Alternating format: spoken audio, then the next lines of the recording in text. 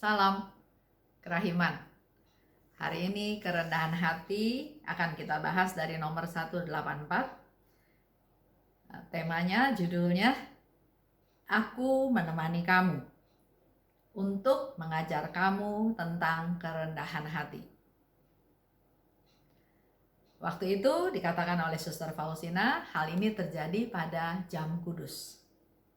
Selama ibadat jam kudus ini, aku berusaha merenungkan sengsara Tuhan. Seperti yang kita lakukan pada jam kerahiman, setiap hari, setiap jam 3 petang kita merenungkan sengsara Tuhan seperti yang Yesus minta. Pada saat dia berusaha merenungkan sengsara Tuhan, tapi dia katakan, hatiku dipenuhi dengan sukacita. Dan tiba-tiba aku melihat kanak-kanak Yesus. Itulah rahmat Tuhan istimewa yang diberikan kepada kita pada jam kerahiman, pada jam istimewa. Suster Faustina merenungkan sengsara Yesus, tapi yang dia dapat adalah justru hatinya dipenuhi dengan sukacita. Begitu pula dengan kita kalau kita praktekkan jam kerahiman. Kita merenungkan sengsara Yesus. Yesus dijatuhi hukuman mati. Yesus didera. Yesus dipaku di kayu salib. Yesus wafat di salib. Itu penderitaan-penderitaan yang Yesus alami. Tapi kalau kita terus renungkan, ternyata di balik penderitaan tersebut ada banyak pesan rahmat berkat yang Tuhan mau berikan kepada kita. Engkau aku ampuni segala dosa-dosanya. Aku mau menderita asal engkau selamat. Aku mengasihi engkau walaupun pada saat itu engkau masih dalam dosa. Banyak sukacita yang kita dapat dari merenungkan sengsara Yesus. Begitu pula hari ini Suster Faustina katakan, berusaha merenungkan sengsara Yesus, tapi hatiku justru dipenuhi dengan sukacita. Dan tiba-tiba aku melihat kanak-kanak Yesus. Merenungkan sengsara Yesus, Yesus diadili, Yesus dicambuk, Yesus dianiaya, Yesus diludahi, Yesus dipaku di kayu salib, Yesus dijatuhi hukuman mati, Yesus didorong. Banyak hal yang kita bisa renungkan tentang penderitaan Yesus. Tapi justru Suster Faustina melihat kanak-kanak Yesus. Tapi keagungannya meresapi diriku sedemikian rupa sehingga aku berkata, Yesus, engkau sedemikian kecil, tapi aku tahu bahwa engkau adalah pencipta dan Tuhanku. Suster Faustina melihat anak-anak Yesus, dia tetap tahu, punya iman bahwa Yesuslah penciptaku dan Tuhanku. Dan Yesus menjawabku, benar. Apa yang dikatakan oleh Suster Faustina itu adalah benar, kata Yesus. Aku menyertai engkau. Yesus menyertai Suster Faustina. Disertai sebagai apa? Sebagai seorang anak. Yesus menyertai Suster Faustina sebagai seorang anak untuk mengajarkan kepadamu kerendahan hati dan kesederhanaan.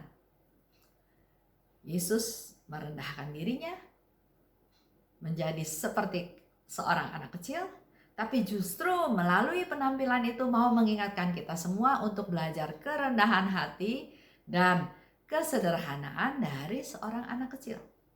Nggak ada yang dipamerkan, nggak ada yang dibanggakan, nggak ada sifat iri.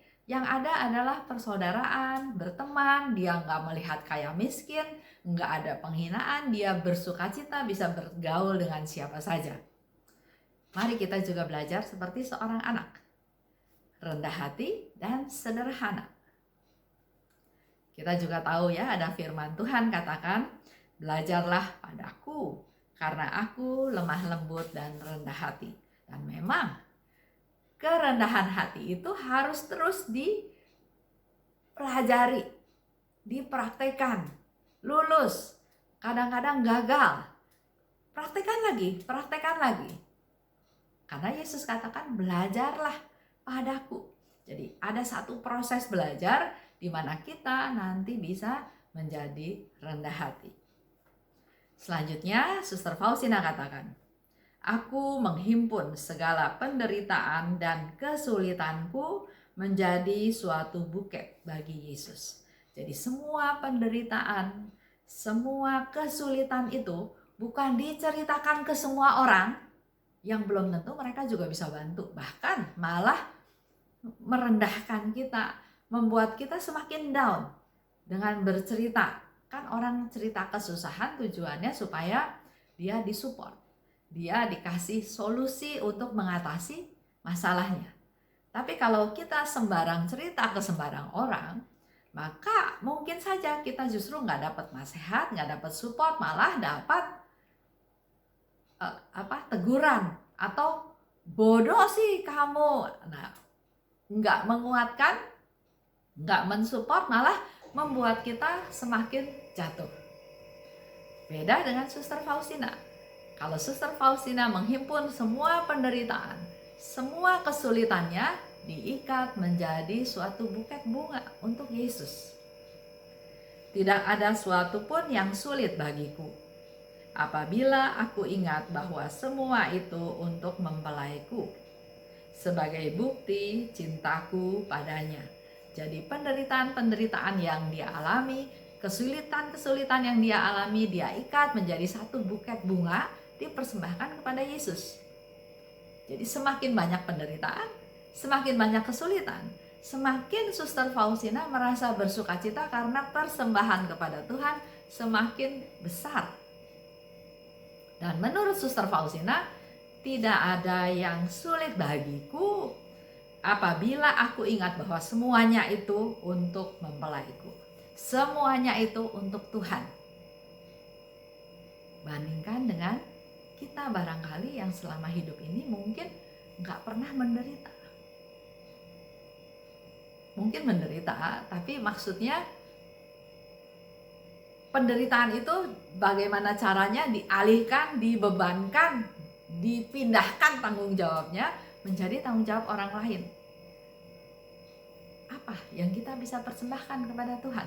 Sementara Suster Faustina justru mempersembahkan penderitaannya, mempersembahkan kesulitannya sebagai satu buket bunga untuk Tuhan. Dan kembali lagi Suster Faustina ingatkan kita hari ini, tidak ada yang sulit untuk melakukan hal tersebut kalau itu dilakukan untuk mempelaiku. Kalau itu dilakukan untuk Yesus, Tuhan kita semua. Baik, cukup hari ini. Terima kasih. Salam kerahiman.